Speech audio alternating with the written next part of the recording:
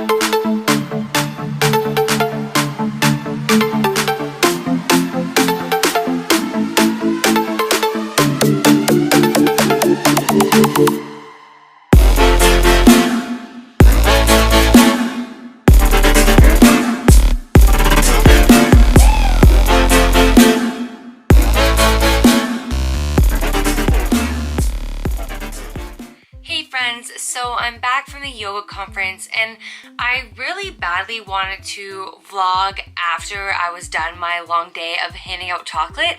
It was so much fun, but I think like right about when I was about to leave, I found out that Brandon and I didn't get the apartment that we wanted so badly, and it honestly just took everything in me not to cry. Like, I was super bummed out.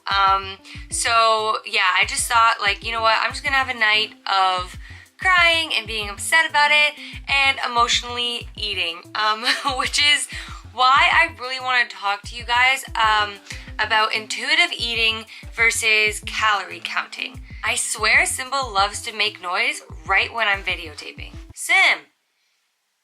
Lie down, puppy! Anyways, So I want to talk about the pros and cons of each, and I wrote them down in my handy book just to help you decide which type of diet you should follow. So intuitive eating is better for the people who are looking to just maintain. You're not looking for strict results. You understand nutrition and you know how to choose healthy options. You can stop eating when you're full, and you're really in tune with your body messages. So you understand when you're hungry, you understand when you're full, and you understand that you need food, not want food. So that's who intuitive eating is best for. It's not best for people who like to emotionally eat and have no self-control. All right, so I would say I'm a good intuitive eater when my life is pretty stable, nothing crazy is happening, and I always eat healthy food. Healthy food is not my problem. My problem is portion sizes and self-control and emotional eating. Just like I said last night, I came home late because this weather in Toronto has been awful. There's like a serious ice storm in the middle of April, and I was so upset that I made like this burger wrap. It was still like healthy, not really, honestly, I don't know. It was still gluten-free and dairy-free. So I used like a brown rice wrap. I fried up a burger. I put vegan cheese in there, some mustard, and I was really happy, to be honest. And then I ate more chocolate. And I seriously ate more than a chocolate bar yesterday just working at that chocolate booth. So definitely not good. When I'm emotional, I don't care. Like, I like to eat to the point of feeling sick. Like, it's a problem. Like, it's not a good relationship with food. So going back to intuitive eating, if you have good self-control and you're not an emotional eater, I believe intuitive eating is good for you. I also find that it's good when I'm just maintaining and I'm not too worried about like body goals or anything like that. All right, so let's talk about calorie counting and who this might be better for. So it's better for people that are looking for strict results to get an idea of how many calories you're actually eating. Better for people who are generally unhealthy eaters. When you're counting your calories, you're forced to eat more fruits and vegetables because they're lower in calories than your typical fast food like French fries and stuff like that. And it's better for people who like to stay organized and like a strict plan, knowing exactly what they should be eating and when they should be eating it type deal. So calorie counting, in my opinion, is not good for people who are really obsessed with numbers because it can become really obsessive to know exactly how many calories you should be eating, and then you can't find a balance when it's the weekend or it's a fun event and you don't want to eat something that is not within your calorie budget. That's when I have a problem with calorie counting. It becomes super obsessive sometimes, and then you don't get to enjoy life. You just see everything with a number. You know that a banana is 122 calories. You know an egg is 80 calories, and you can't unsee the numbers. So it becomes like, again, it could become this bad relationship with food where you just see food as numbers and you have to stay within your box. So I'm gonna just talk about my personal experience. I would say I'm about 80% of an intuitive eater. I'm really good at understanding how much I need for my body, and I know the difference between what I want and what I need. But sometimes I like to cross that barrier because food is just so enjoyable for me. I love eating so much, and it's definitely not the best relationship with food, so I'm working on it. But I want to share what I've been doing. So I've kind of married both of them together. So I've been doing calorie counting during the week, Monday to Friday. And I hate eating something and then tracking how many calories it is. I rather just plan out what I'm supposed to be eating for the week. That's how my brain works. And then I know the calories that I'm eating.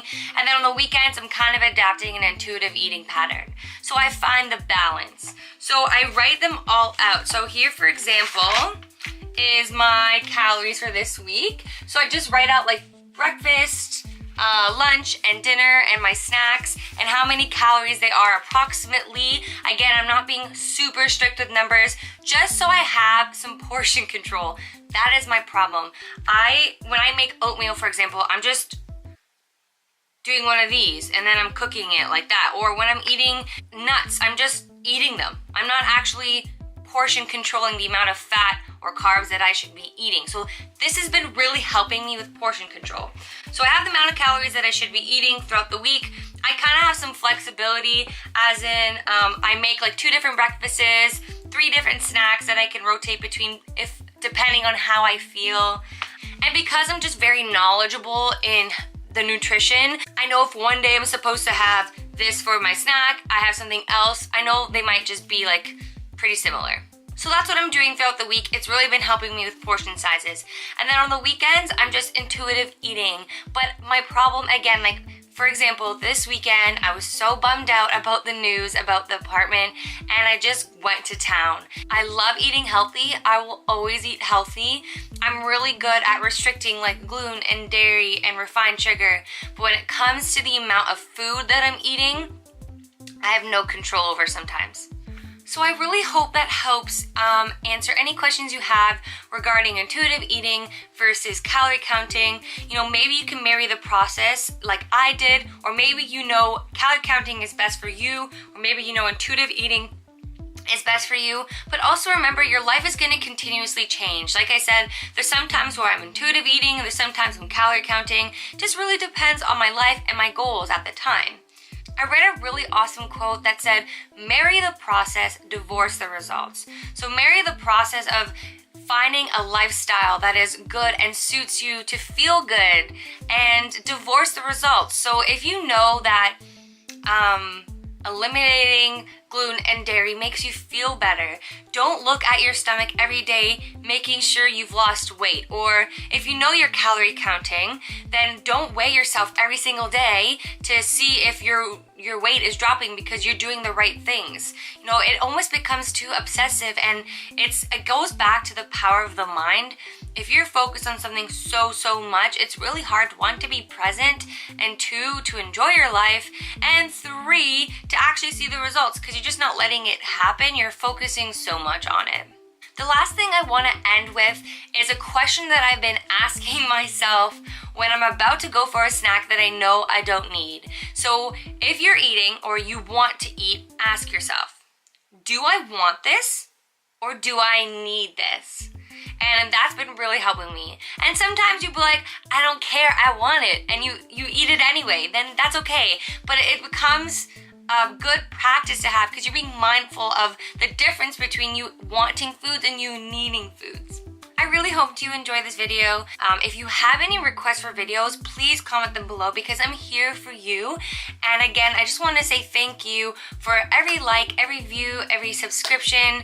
I love the relationships that I've been building through social media. You can also follow me on Instagram. I do my best to make time blocks throughout my day to answer my direct messages and my comments, because I really appreciate you guys, and I just want to be friends with all of you. So thank you again. Have a good day. Hopefully I find an apartment soon. I'll keep you posted. Sending so much love. XOXO Shazness Wellness. Bye.